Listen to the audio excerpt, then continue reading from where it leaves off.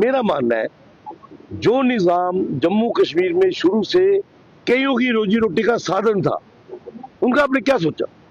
आज आप मीडिया में काम कर रहे हैं, बहुत अच्छा काम कर रहे हैं, हार्ड वर्क कर रहे हैं, सुबह उठ के आते हैं।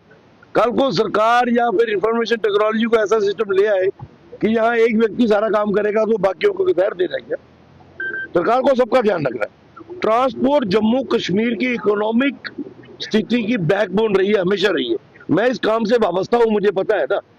एक ट्रांसपोर्टर की परिभाषा ट्रक बस ओनर नहीं है। एक 3 व्हीलर वाला सुबह 4 बजे उठ के अपना ऑटो साफ करके स्टेशन के बाहर खड़ा होता है, सवारी उतरेगी, वो उसको कहीं डेस्टिनेशन पे पहुंचाऊंगा, उससे 200-300 रुपए लूंगा, जिससे मैं अपने बच्चों का पालन पोषण भी करूंगा और सरकार का भी करूंगा। सरकार का कैसे करूंगा? क्योंकि मुझे टोकन टैक्स भरना है, मुझे रोड टैक्स भरना है, मुझे पेट्रोल डीजल जब डलवाना है तो उसका हिस्सा भी सरकार को जाता है। ये बड़ी चीजें समराइज आप करोगे।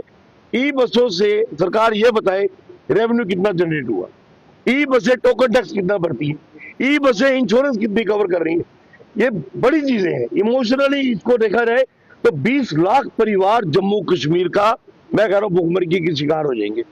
या तो आप उनको अल्टरनेटिव दे दो, भैया ई बस आ गई है, अब आप ये ई रिक्शा ये बंद कर दो रिक्शे वगैरह, तो हम आपको बोल देते हैं कि आप इसके ऊपर ड्राइवरी कर लो, कंडक्टरी कर लो।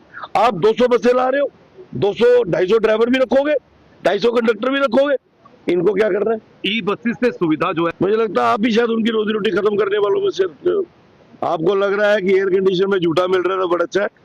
भैया सबका सोचो, मैं आपको अभी बता रहा हूँ, आप मीडिया के लोग हो, इसको कभी उनके घरों में जाके देख लेना एक रिक्शे वाले के बच्चे की।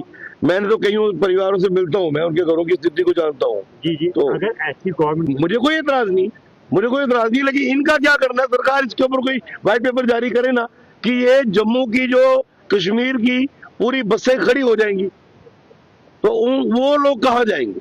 उनकी रोजी रोटी। मैंने कहा ना, एक ट्रांसपोर्टर जब गाड़ी लेके सुबह घर से निकलता है तो उसके साथ खाली उसका ड्राइवर कंडक्टर नहीं है, जो टायर पंचर लगाता है, टायर में हवा भरता है, उसकी रोजी रोटी भी वहां से होती है। ई बसों वाले टायर कहाँ से पंचर लगवाएंगे?